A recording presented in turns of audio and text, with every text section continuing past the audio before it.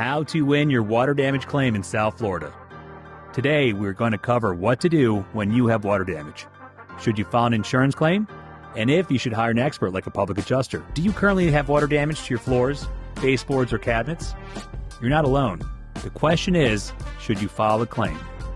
Well, if you live in Fort Lauderdale and the loss is big enough, keep listening and learn about water damage claims and public adjusters. I'm Joe Ford, a licensed public adjuster based in Florida, and I'll be guiding you through the process of navigating your water damage claims. Whether you are trying to identify the source of the damage, currently dealing with your insurance company, or wondering if you should hire a public adjuster for your water damage claim, I got you covered. One challenging aspect of dealing with water damage claims is trying to identify the source of the water. Out of every 10 claims made by homeowners, 3 to 5 of them are usually unable to recognize where the water is coming from. To put things in perspective, that's a lot of Americans. However, if you can identify the cause of the damage, such as a burst pipe or a leaky kitchen sink, the next step would be to contact a plumber and get it fixed as soon as possible.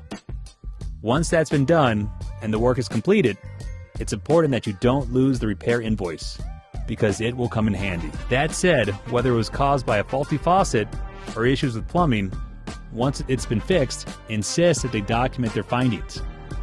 This report will be used in the water damage claim by you or your public adjuster. Without knowing the cause of loss, the claim should not be filed, as it can be denied. When we take a closer look at the hypothetical water damage to a cabinet, it's important to know if this issue is covered by your insurance policy.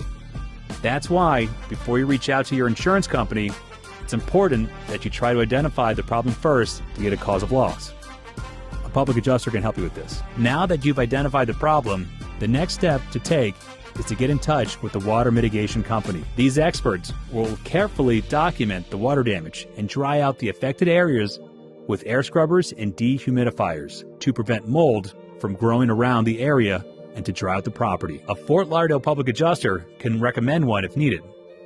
After the mitigation experts have done all they need to do, it's time to evaluate the damages so you can determine if it's worth filing a claim. One piece of advice I give to my clients is always to compare the deductible to the cost of their damages. And yes, the EM bill is included in this.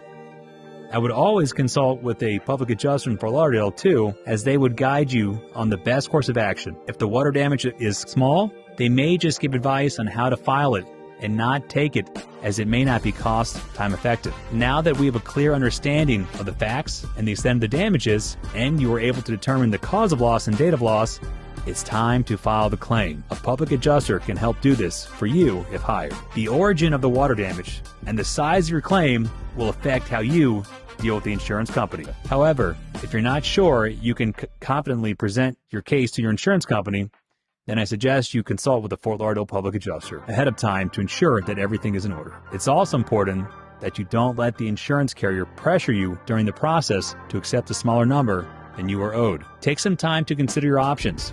Talk it over with friends that are in the industry. And if you hire a public adjuster, then they should do a good job to minimize the stress and challenges that come with dealing with your insurance company, while ensuring you get what you're rightfully owed. Let's talk repair estimates. If you enlisted the help of a public adjuster, they could handle this, so there's no need to worry. However, if you're managing the process yourself and you've hired a contractor, make sure they include a 20% overhead and profit in their estimate. Let me give you an example. Let's say it'll cost $20,000 to get the work done. Have them add $4,000 to cover the overhead and profit. If you had an estimate done by a Fort Lauderdale public adjuster, it would include this. It's worth mentioning that the estimate from the insurance company may not capture the full extent of the costs involved, which could result in a much lower estimate. That's why it's crucial that you communicate every step of the way. And remember, the adjuster they send works for the carrier, not for you. And keep in mind, this claim is one giant negotiation. I also strongly suggest that you get everything in writing, preferably through email, so you can keep things clear and avoid any miscommunication. When you send an email to the carrier, write your claim number in the subject line and make it clear that you're requesting a settlement. Also, be sure to include all the expenses you incur and any important documents such as photos, plumbing invoices, hotel expenses, and more. In my experience as a public adjuster in Fort Lauderdale, Florida, I found that this approach works well for me. While other public adjusters may have a different approach, I've seen a lot of success with this strategy, and I know you will too. So I hope this helped. If you had any further questions or you need some assistance with the claim, leave a comment below. Feel free to contact me at the number on your screen. Thanks for watching, and see you in the next video.